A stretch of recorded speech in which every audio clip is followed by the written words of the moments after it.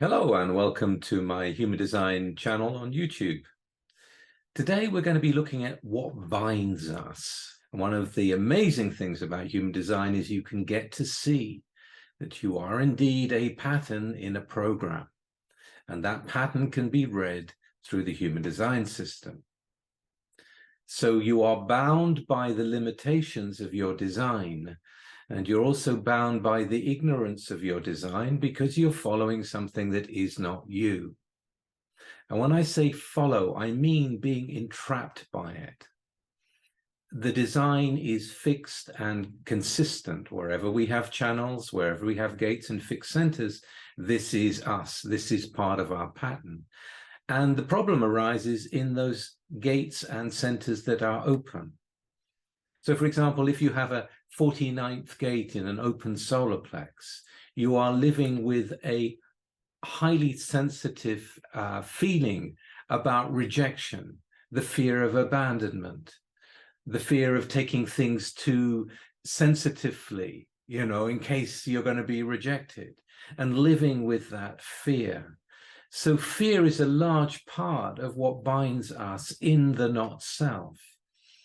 The fear of not being certain about what's going on in the conceptual open ajna, the fear of not knowing which direction to go in or how to find love with the open G center, the fear of not having enough energy to do things if you're an open sacral. So we know where to look. We know where to look to see where the issues are that are going to keep us away from what we are designed to live, which is basically a life of tranquility and joy. I mean, that's what we're all designed to be part of in this matrix.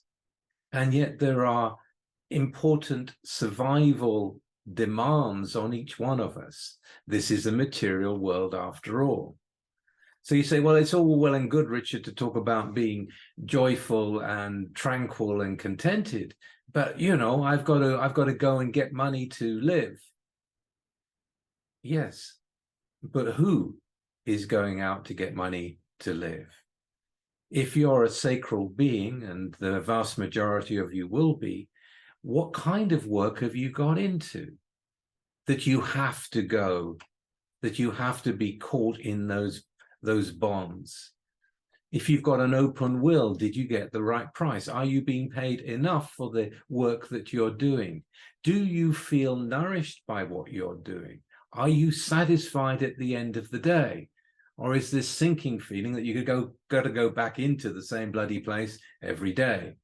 It grinds you down, and the survival issues will hold you, and you will not be able to move upward in what can be a different life. You've got to know your own value, and you only know your own value through doing what is worthwhile for you to do, where your value is seen by yourself as well as being seen by others.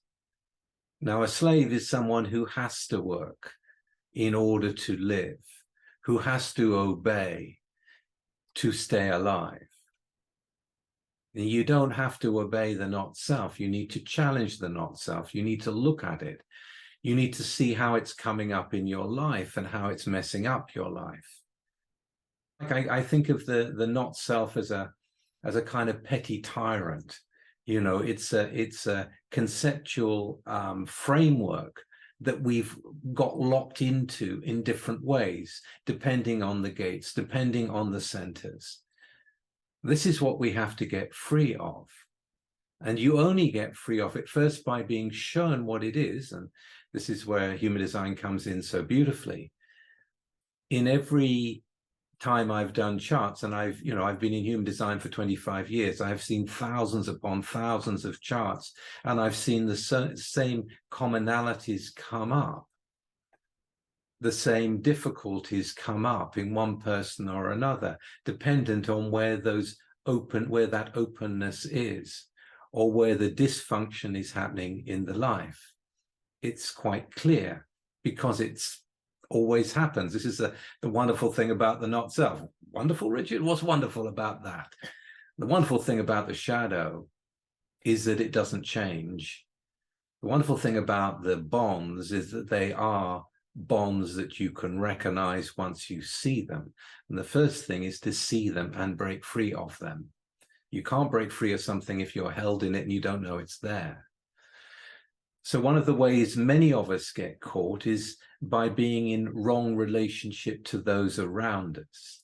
If you look at some of the tribal societies still going today, the first and most important thing is right relationship with those around you. Is the support coming from around those people? Are you supporting others? Are you growing in the love of caring for others? Are you being nourished by the love that you can receive from them? Well, it's not something that you often find in Western civilizations. In Western civilizations, it's all about getting ahead. It's all about surviving in a material world and thinking you need this and this and this, and getting hooked into the different things that are out there, which are actually things that you probably don't need. The way to be in right relationship with others is to be in right relationship with yourself. Knowing oneself, knowing how one is here to live. So as a generator, I'm here as a manifesting generator. I'm here to get a lot of shit done, and I'm here to be satisfied in my work. So every day, when the day is over, am I feeling satisfied or not? It's about staying with what brings me more energy by doing something that is productive and helps deal with the survival issues, but at the same time fills me with the discovery of what it is to live that, fills me with life force, returns life force to me because I get involved with work that I love. So if you're not enjoying your job or the work that you're doing, you really need to look and see why you're there and who made the decision for you to go there in the first place. So part of human design, a major part of human design is, look, if you're going to progress in your life, you've got to make the right decisions. And for that, we have strategy and authority. But there's also a question to ask in any situation that you find yourself in that does not suit you. Who made the decision to be there? Did you make the decision? Or if you're an open solar plex, did you go along with being there because someone else really wanted to go and it wasn't your decision, but you didn't want to make a fuss, and now here you are experiencing this? Another unsatisfying time. Another thing that can really bind us is where we put our attention. So there's a lot going on in the world right now, and a lot of it isn't looking very good.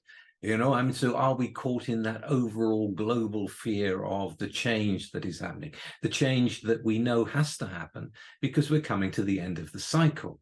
So things are bound to break down. It is part of the program. Where are you putting your attention? Are you putting your attention on everything going wrong, or are you putting your attention on you living your life, moving in a direction that is going to serve you better in the future? Are you making decisions, or are you just being pulled along by something?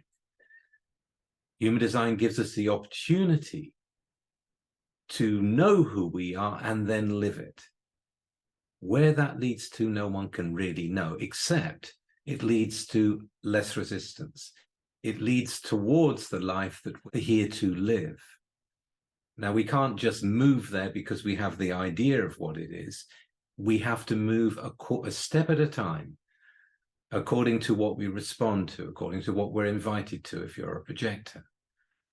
It's something to understand that we're living a mystery. So we're bound not just by the not self, we're bound not just by survival issues, but we're also bound in the illusion of separateness.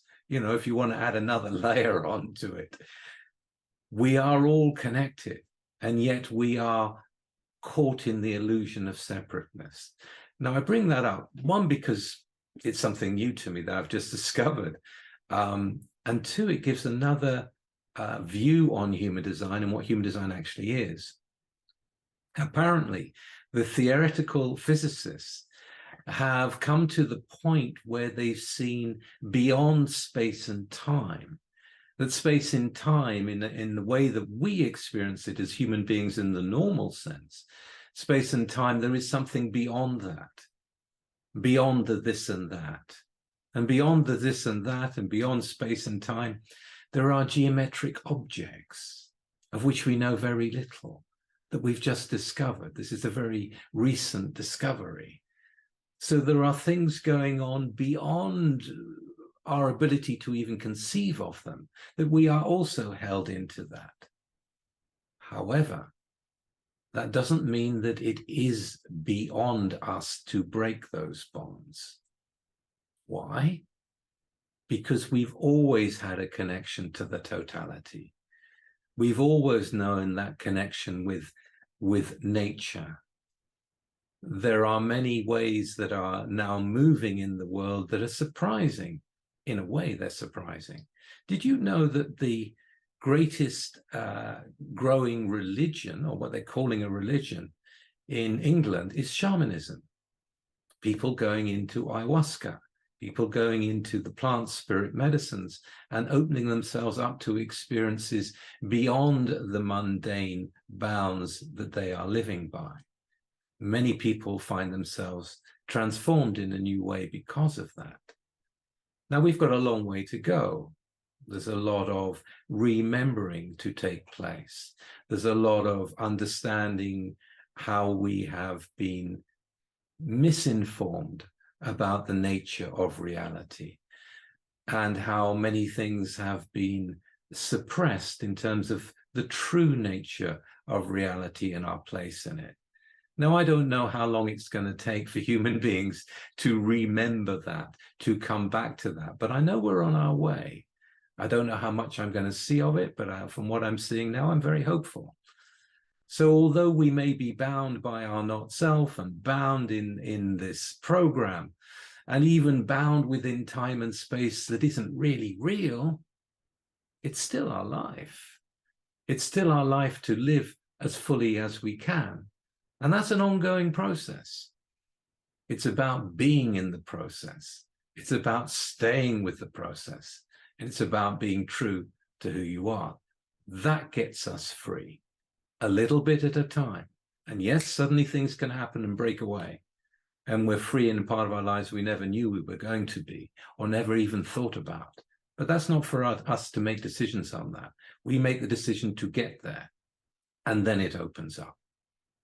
Okay, well, I hope you found that entertaining. And if so, please like and share and subscribe. And I'll be back again very soon with something completely different. Bye for now.